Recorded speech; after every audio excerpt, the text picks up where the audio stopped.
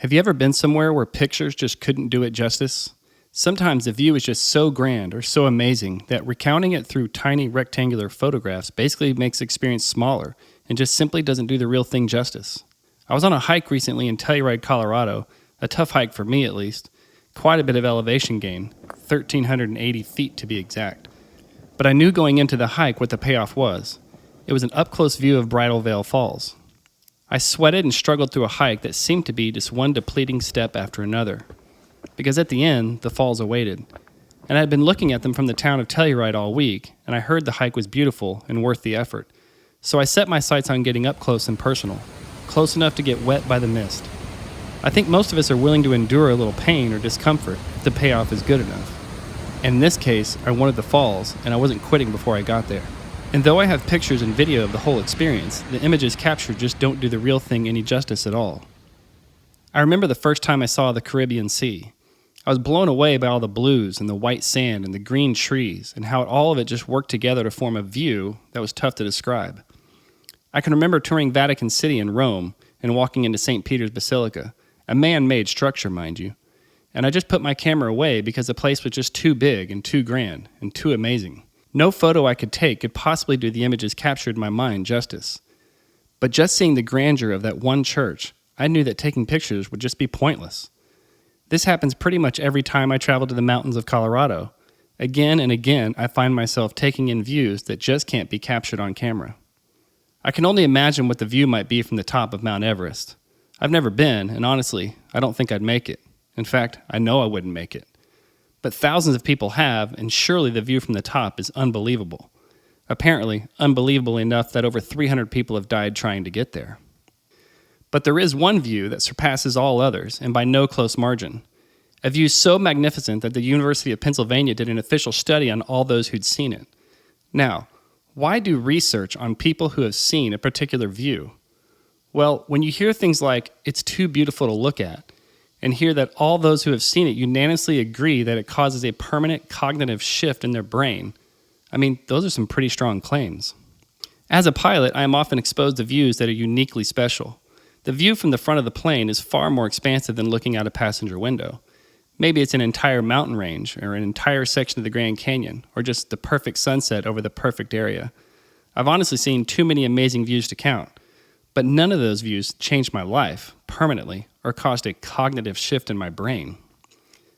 I have to admit I was caught up in the recent events of Richard Branson taking his privately funded spaceship into space. At a cost of nearly $500 million, you have to ask, what exactly is the goal here? Yes, they want to take paying customers into space and create a space tourism business out of it, but why? Why take people to space? What's so special about space? Is it so people like you and I can experience a few minutes of weightlessness? Well, if the chief goal was to experience weightlessness, there's just much cheaper ways to do that. There are multiple programs available that for a few $1,000s, they'll take you up in a large jet and fly a specific arc, much like the space shuttle in orbit, so you can experience several minutes of 0 Gs, or what we casually call weightlessness. So there's no need to pay Virgin Galactic $250,000 for something you can get for around $5,000. So again, I ask, why go to space? Might we go to space so we can more clearly see space? If you look at space from the ground, this is typically what you'll see. And if you look at space from space, this is typically what you'll see. Provided that you aren't seeing the day side of the Earth or Moon, which would then just produce too much light to drown out the visibility of the stars. In fact, astronauts that have walked on the moon report that they couldn't see any stars, simply because the light reflected off the moon was more than enough light so that their eyes were adjusted for daytime, thus not revealing the dim light of distant stars. So whether you're here on Earth or floating in space, the view of space is the same. You'll see stars if it's dark around you, and you won't if it's light. If you were to fly beyond our Milky Way galaxy, experts say you could travel through space for millions of years and see nothing but complete, deep, black emptiness. So again, I have to ask, why go to space? How about we let one of the most famous astronauts in history answer this question? In the late 60s, the space race was in full swing. Who's going to get to space first? Who's going to get to the moon? We got to get to the moon. We got to land on the moon, walk on the moon, show the world a picture of us on the moon. Well, Bill Anders, an astronaut who orbited the moon several times, said this: "We came all this way to explore the moon, but the most important thing that we discovered was Earth." In fact, Anders captured a photograph that would ultimately change the world forever. It's called Earthrise. It was the first photo of its kind, looking back at Earth from space. Some argue that it's the most important photo in history. It's this view of Earth from space that changes lives. It's this view that provoked the University of Pennsylvania to study all those who had seen it. It's this view that causes a permanent cognitive shift, a view that is almost too beautiful to look at. Astronaut Michael Massimino says looking at the Earth from space is simply too beautiful. He says it's like looking at a secret, feeling that we weren't supposed to have that view. His knee-jerk reaction to seeing the Earth from space for the first time was to look away because it was just too overwhelming. The view was more than heavenly, he said. In fact, so heavenly, he didn't want to come back to Earth. He said, "This is the view of heaven. No, it's even more beautiful than that." Like Bill Anders, you go to space, not for space, but to discover Earth. The view of Earth is the big payoff. If you watch the Virgin Galactic Spaceship Two flight, you'll see them very purposefully and in full narration talk about how they will flip the spacecraft upside down so that all 17 huge windows are pointed back at Earth. Chief Space Officer George Whiteside says, "The cabin really has been designed in some ways around this one thing, and that is the view of Earth from space." Speaking of the spaceship cabin design and window placement, Chief Astronaut Instructor Beth Moses says, "The view of Earth from space is the star of the show." Richard Branson says, "This view is impossible to describe." There's actually a term to describe what happens to people when they see Earth from space. It's called the overview effect. It's what happens when you see the beautiful Earth just hanging there in the void of space.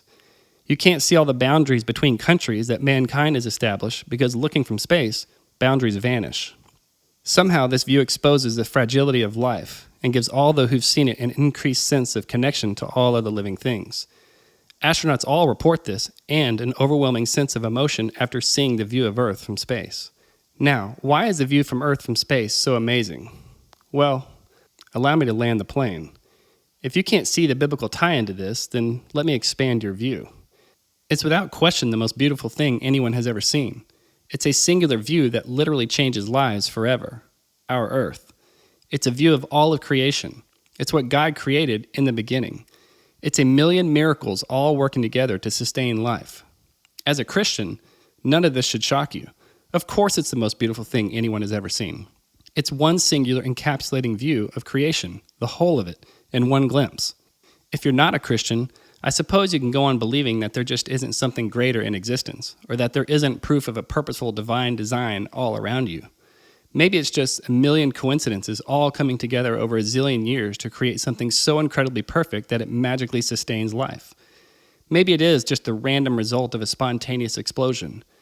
That's just not an argument that I can hang my hat on. Honestly, it takes more faith to believe in a series of millions of accidental coincidences all miraculously timed over billions of years than it does to just accept that the God of the Bible is who he says he is. See, if the Earth didn't orbit around the sun's gravity would pull it in and Earth would burn up. If our orbit was just a little bit closer, it would be too hot to sustain life. If our orbit was just a little bit further away, it would be too cold to sustain life. Life is incredibly fragile, and that's what astronauts are hit with, an overwhelming emotion when they see Earth from space. The overwhelming, unmatched beauty, the magnificence of our planet, and the fragility of life. It hits them like a tidal wave, so much so we study it, and there's even a term for it. Our Earth is moving at more than 18 miles per second around the sun, and it's a purposeful miracle by design. At just over 90 million miles from the sun, that distance has very little wiggle room for us to continue sustained life. It's a miracle, not an accident. It's a purposeful design, not an epic collection of coincidences. It's not some 13 billion-year-old Big Bang theory. God said it, and bang, it happened. And it's beautiful. It's the most beautiful thing anyone has ever seen. And why? Because that's how the God of the Bible created it to be.